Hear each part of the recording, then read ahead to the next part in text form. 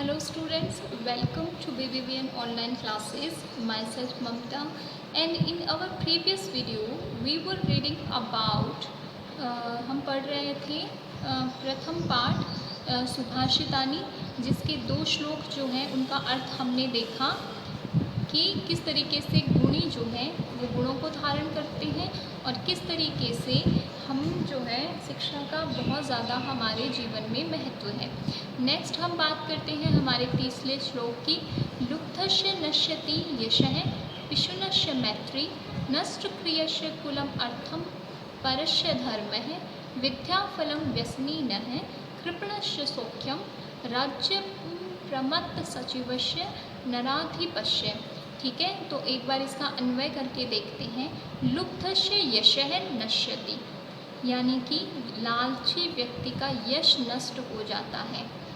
पिशुनस्य मैत्री नष्ट है, और इसी प्रकार पिशुन का मतलब होता है चुगलखोर, यानी कि एक बात दूसरी जगह और दूसरी बात तीसरी जगह करने वाला, दूसरों की बुराई करने वाला, उसकी मैत्री जो है वो नष्ट हो जाती है, यानी कि कोई उसके साथ में मित्रता करना नहीं चाहेगा। उसके बाद में है नष्ट क्रियस्य कुलम। ठीक है, अकर्मण्य व्यक्ति जो है, क्रिया से हीन जो व्यक्ति है, जो कोई काम नहीं करना चाहता, उसका जो वंश है वो नष्ट हो जाता है। अर्थ परस्य धर्म है, और जो अर्थ का लोभी है अर्थात धन का लोभी है, उसका धर्म नष्ट हो जाता है। व्यसनी ने है विद्या फलम, और इसी प्रकार जो व्यसनी है अर्थात जिसको किसी न किसी प्रकार की बुरी लत है, उसकी जो विद्या है और वो विद्या जो है उसके किसी काम नहीं आती, तो विद्या रूपी जो फल है वो नष्ट हो जाता है। कृपणस्य सौख्यम, कंजूस व्यक्ति जो है, कृपण का मतलब कंजूस और सौख्यम का अर्थात है सुख, तो कृपण व्यक्ति जो है, कंजूस व्यक्ति है, उसका सुख नष्ट हो जाता है। प्रमत्त सचिवस्य राज्यम, प्रमत्त सचिवस्य नराधिपस्य राज्यम, और इसी प्रकार प्रमत्त का मतलब आलसी, सचिवस्य मतलब मंत्रियों वाले, नराधिपस्य राजा का जो राज्य है वो नष्ट हो जाता है। तो पहले में हमें बताया गया है कि लालची जो व्यक्ति है उसका यश नष्ट हो जाता है। क्यों? क्योंकि जब दान देते हैं, किसी को कुछ दान करते हैं तो यश की बढ़ोतरी होती है, और इसी प्रकार यदि आप लालच करते हैं तो आपका यश जो है वो नष्ट हो जाएगा। ठीक है, पिशुनस्य मैत्री, चुगलखोर हैं, एक दूसरे की बुराई करते रहते हैं, तो आपकी मित्रता किसी से भी संभव नहीं है। नष्ट क्रियस्य कुल, कर्मण्य व्यक्ति जो है, किसी तरीके का काम नहीं करता, उसका जो वंश है वो नष्ट हो जाता है। और इसी प्रकार जो धन का लोभी व्यक्ति है वो धर्म उसका नष्ट हो जाता है। अब धर्म का लोभी है तो झूठ बोलकर भी कमाएगा, ठीक है, तो उसका धर्म जो है वो नष्ट होगा। इसी प्रकार विद्या फलम व्यसनीन है, बुरी लत है, तो आपकी जो विद्या रूपी जो है आपके पास में धन, वो उसका फल कभी आपको उसका परिणाम जो है वो प्राप्त नहीं होगा। कंजूस व्यक्ति है वो कभी सुखी नहीं हो सकता, ठीक है, क्योंकि वो खर्च नहीं कर पाएगा। अब सुख जो है उसके लिए धन तो खर्च करना ही पड़ता है, और एक दूसरे की सहायता भी करनी पड़ती है। ठीक है, और इसी प्रकार जिस राजा के सचिव जो है वो आलसी होते हैं, एक दिन का काम दूसरे दिन पर टालते रहते हैं, उसका राज्य भी नष्ट हो जाता है। नेक्स्ट हमारा श्लोक है पित्वा रसम तु कटुकम मधुरम समानम माधुर्यमेव जनयेन मधुमक्षिकासो संतस्तथैव सम सज्जन दुर्जनानां श्रुत्वा वचः मधुर सुक्त रसम सृजन्ति। अब इस श्लोक में हमें सज्जन व्यक्ति जो हैं वो किस तरीके से व्यवहार करते हैं, किस तरीके से उनकी वाणी रहती है, और किस तरीके से वो अच्छे और बुरे दोनों को अपनाकर मधुमक्खी की तरह केवल मीठा रस जो है वो प्रदान करते हैं। तो इस तरीके से इस श्लोक में हमें सज्जनों की जो महिमा है उसी का वर्णन किया गया है। ठीक है, तो चलिए देखते हैं एक बार अन्वय करके। असो, ठीक है, ये रहा, असो मधुमक्षिकासो जनयेत पित्वा रसम कटुकम मधुरम समानम माधुर्यमेव सृजन्ति जनयेत, माधुर्यमेव जनयेत।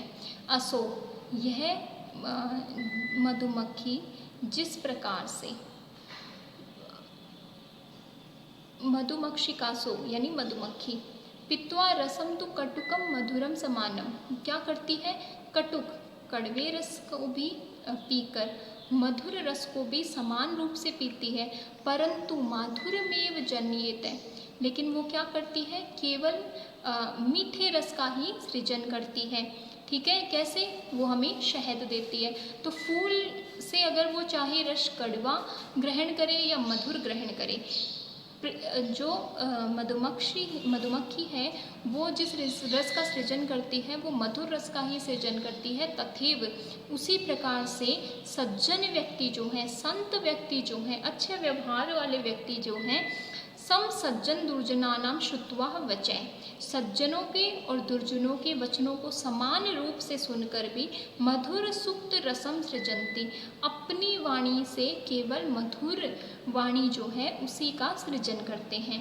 अर्थात जिस प्रकार से एक मधुमक्खी फूलों से चाहे कड़वा रस ग्रहण करे चाहे मधुर रस ग्रहण करे, वो जब एक नए रस का सृजन करती है तो वो मधुर ही होता है। उसी प्रकार से संत व्यक्ति चाहे दुर्जनों की बात को सुने या सज्जनों की बात को सुने, परंतु वे जब अपनी बात कहते हैं तो उनकी वाणी से मधुरता का ही सृजन होता है।